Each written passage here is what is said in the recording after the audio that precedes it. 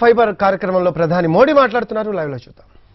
बहुत होता है, वहां से रिपोर्ट्स है कि जून जुलाई के दौरान थोक खरीदारों ने किसानों को अधिक भाव देकर सीधे कोल्ड स्टोरेज से ही आलू खरीद लिया है। बाहर किसानों को आलू के ज्यादा दाम मिले तो इसकी वजह से जो किसान मंडियों में आलू लेकर पहुंचे थे, आखिर दबाव में आने के कारण, बाहर बड़ा ऊंचा मार्केट होने के कारण मंडी के लोगों को भी किसानों को ज्यादा दाम देना पड़ा। इसी तरह मध्य प्रदेश और राजस्थान से, वहां से जो रिपोर्ट मिली है कि वहां पर तेल मिलों ने किसानों को सीधे 20 से 30% ज्यादा देकर सरसों की खरीदी की है। मध्य प्रदेश, उत्तर प्रदेश, छत्तीसगढ़, पश्चिम बंगाल ऐसे राज्यों में दालें बहुत होती हैं। इन राज्यों में पिछले साल की तुलना में 15 से 25% तक का ज्यादा दाम सीधे किसानों को मिले हैं। दाल मिलों ने वहां भी सीधे किसानों से खरीद की है, सीधे उन्हें ही भुगतान किया है। अब देश अंदाजा लगा सकता है कि अचानक कुछ लोगों को जो दिक्कत होनी शुरू हुई है वो क्यों हो रही है। कई जगह ये भी सवाल उठाया जा रहा है कि अब कृषि मंडियों का क्या होगा। क्या कृषि मंडियां बंद हो जाएगी? क्या वहां पर खरीद बंद हो जाएगी? जी नहीं, ऐसा कतई नहीं होगा। और मैं यहां स्पष्ट कर देना चाहता हूं कि ये कानून, ये बदलाव कृषि मंडियों के खिलाफ नहीं है। कृषि मंडियों में जैसे काम पहले होता था वैसे ही अब भी होगा। बल्कि ये हमारी ही एनडीए सरकार है जिसने देश की कृषि मंडियों को आधुनिक बनाने के लिए निरंतर काम किया है। कृषि मंडियों के कार्यालयों को ठीक करने के लिए, वहां का कंप्यूटराइजेशन कराने के लिए पिछले 5-6 साल में से देश में बहुत बड़ा अभियान चल रहा है। इसलिए जो ये कहता है कि नए कृषि सुधारों के बाद कृषि मंडियां समाप्त हो जाएगी, तो वो किसानों से सरासर झूठ बोल रहा है। साथियों, बहुत पुरानी कहावत है कि संगठन में शक्ति होती है।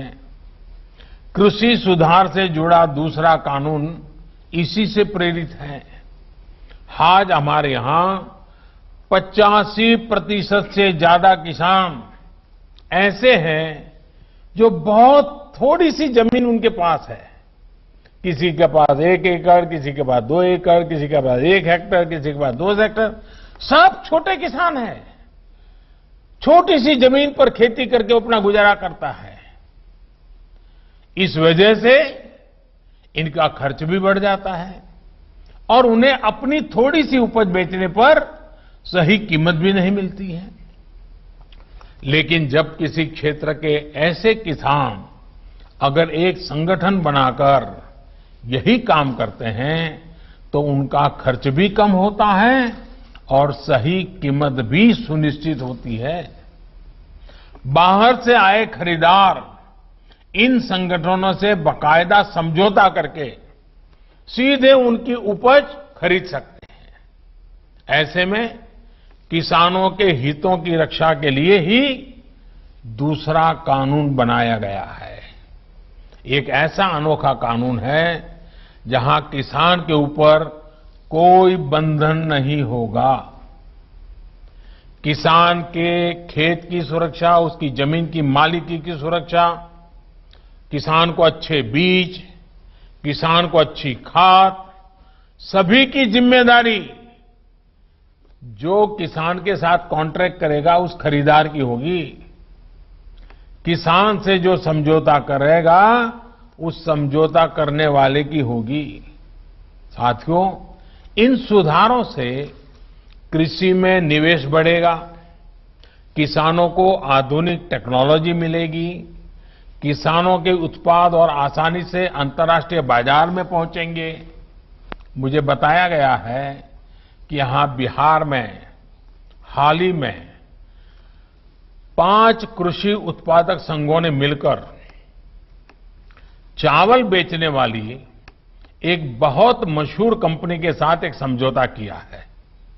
इस समझौते के तहत 4000 टन धान वो कंपनी बिहार के इन एफपीओ से खरीदेगी।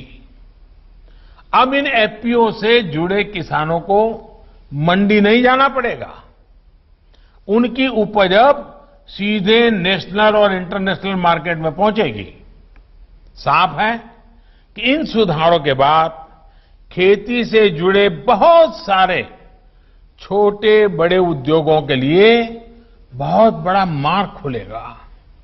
ग्रामीण उद्योगों की ओर देश आगे बढ़ेगा।